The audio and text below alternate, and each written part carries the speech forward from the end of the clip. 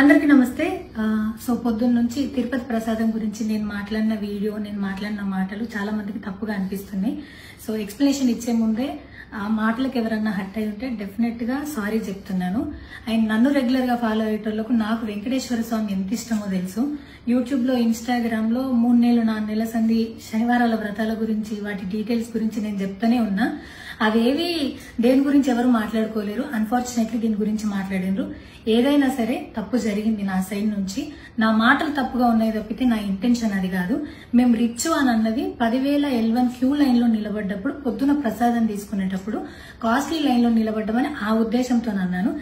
ఏం జరిగినా సరే ఇప్పుడు నేను ఏది ఇచ్చినా మీకు ఎక్స్ప్లెనేషన్ లాగానే అనిపిస్తుంది తప్పితే నేను తప్పు ఒప్పుకున్నట్టు మీకు అనిపించదు. అందుకోసం నేను దాని గురించి ఎక్స్ప్లెనేషన్ కూడా ఇస్తలేను.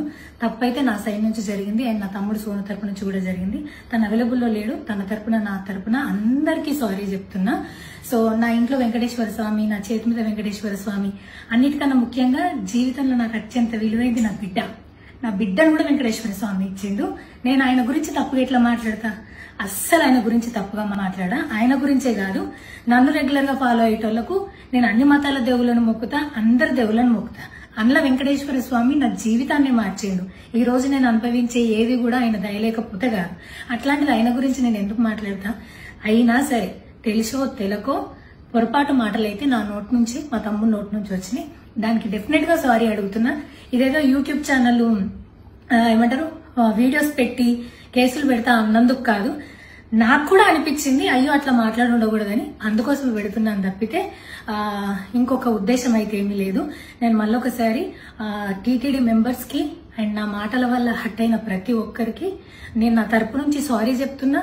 అండ్ ఇంకోసారి మళ్ళీ ఎప్పుడు రిపీట్ చేయను. సో నా సారీని యాక్సెప్ట్ చేయండి. నన్ను రెగ్యులర్ గా ఫాలో అయ్యేటోళ్లకు నాకు వెంకటేశ్వర స్వామి అంటే ఎంత ఇష్టమో తెలుసు కాబట్టి వాళ్ళందరూ నన్ను నమ్ముతున్నారని కోరుకుంటున్నా. మళ్ళొకసారి ఎక్స్ప్లెనేషన్ కాదు, సారీ చెప్పినంత మాత్రాన తప్పు ఒప్పైపోతుందని కూడా కాదు. బట్ నేను చేయగలిగింది ఇది ఒక్కటే కాబట్టి మళ్ళొకసారి అందరికీ సారీ. అండ్ డెఫినెట్ గా ఐ ప్రామిస్ ఇంకోసారి ఇది రిపీట్ అవ్వదు. Thank you.